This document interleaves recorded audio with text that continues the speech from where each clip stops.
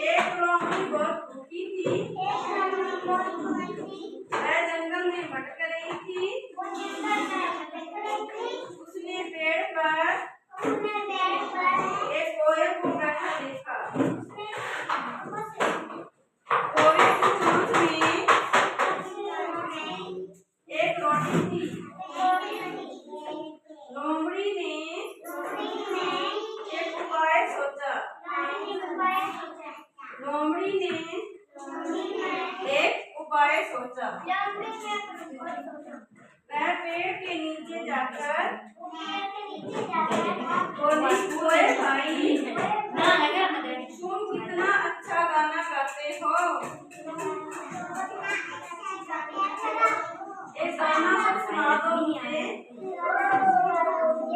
कौवा खुश होकर बोला। क्या बोला?